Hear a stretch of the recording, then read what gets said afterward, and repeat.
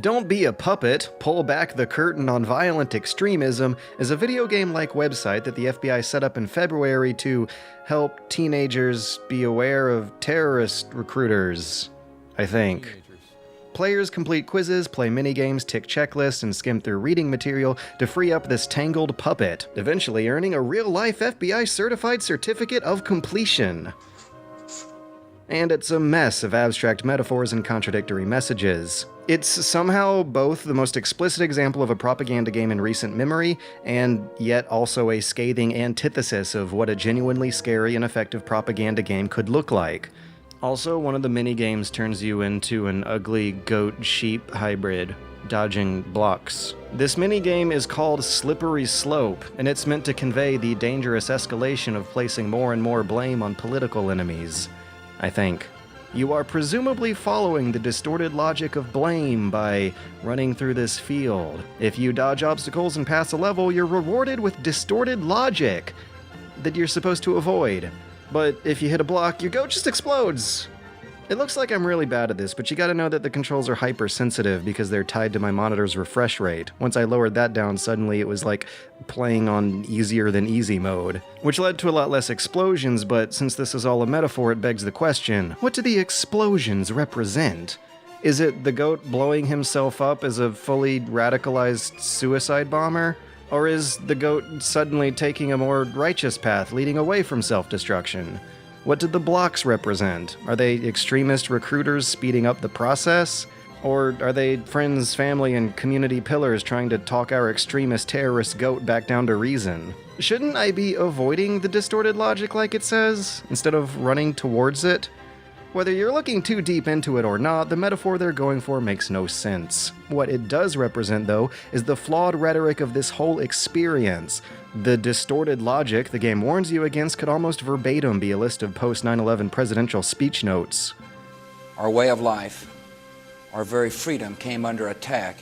Either you're with us, either you love freedom and with nations which embrace freedom, or you're with the enemy. We have no ambition in Iraq except to remove a threat and restore control of that country to its own people. And so on and so forth. Before launching this game-esque microsite, the FBI consulted several religious and civil rights leaders to preview it, who all came to a similar conclusion. It was that this game's focus was almost entirely aimed at Islamic extremism. As schoolwork, it would be counterproductive to the cause by triggering more bullying towards Islamic students, and it's also unrealistic in its depiction of extremist threats in the first place. The game's depicted process of radicalization doesn't match up with real-life data, and more importantly, the most dangerous attacks on America since 9/11 have been by people who don't have anything to do with Islam. So the FBI rallied together a few examples of token domestic extremist ideologies, conveniently organized to the left and right of each other. While the international section is full of very specific information, the domestic section is far less eager to name, blame, and even cite specific events.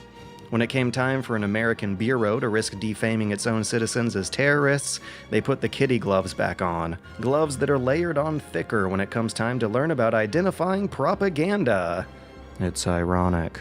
Players just have to look at fake posters of non-existent Soviet font slogans, which are a harsh contrast with the racist caricatures, altered war photography, and cherry-picked bits of statistics and history that any edgy teenager is likely to find on the internet as actual real-life political propaganda. It shows an FBI that's bafflingly out of touch with how the internet works. How do terrorist recruiters make contact? Through Reddit, and Facebook, and even the App Store. Of course! This guy's thread was started by an extremist. This game was made by an extremist. I know we haven't met, but you should come join our fight overseas. According to a public affairs director who previewed this game earlier, this same quiz answer used to belong to a guy with an Arabic name talking about going on a mission. Now he's just Sean, and the mission is specifically a fight overseas. After previous sections that have the player flipping through actual news clippings and interviews, this part conjures up a technophobic panic that is pure fantasy. When the game goes on to suggest that extremism may be born out of social alienation, anxiety, and frustration, they're suggesting that terrorism is born out of typical teenage angst. Through this section, and the App Store scare from earlier, they're suggesting something that, however well-meaning this game could have been, is downright sinister, and that is the very same paranoia and distrustfulness that the game warns us against earlier.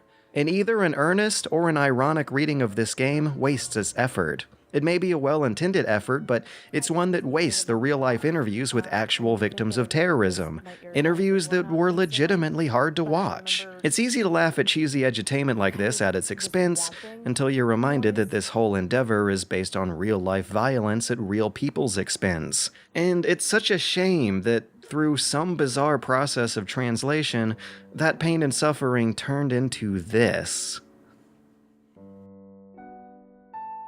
Don't Be a Puppet may be a hilariously abstract contradiction of its own claims, but it's also based on real-life terror, and it's also a video game. It's a collection of mini-games and quizzes that undermine real-world political ideals, just like the dime a dozen Flash game Punch the Trump games. It's the latest in a history of edutainment and serious games whose lines between each other have blurred as the purposes of interactive political propaganda have devolved into self-parody. And perhaps this is its natural conclusion. Video games are constructed worlds in which different rules apply, so what's stopping any political entity from simulating the dystopia or utopia envisioned by their ideology? Here we have explicit, labeled government propaganda, authored by none other than the man, appropriating the rules of gaming to have its audience empathize with rules imagined by the FBI. Whether or not the world this game creates is the borderline racist, anti-Islamic one previewed by teachers last year, or the absurd mess it ended up being turned into, is the result of consultation, research, and editing. Its effectiveness is also the result of these campaigns having a kind of fundamental understanding of the potential of games themselves. And so far, most campaigns have totally fumbled that, just copy-pasting their message on top of cheap, Flash-made clones of games that have nothing to do with their message. Just like this one. But years in the future, as more generations that grew up with games begin running for offices of their own, we may see that shift. Commercial games already include variables like the effect a tax cut has on the quality of a neighborhood's infrastructure, or determining who the bad guy of an ethically binary shooter looks like, as examples of politically influenced design choices. And as gaming continues to mature along with its audience that's becoming more politically aware, questioning the implications of a game's rules, and perhaps skewing them towards a particular outlook, is a practice that more people are going to be participating in the future. So what are the propaganda games of the future going to look like? Either way, whether or not they even work or ever did, it seems like games like this have already become a relic. But the ideas and purposes behind it, of gaming for politicking, that's what you're really going to have to be looking out for in the future.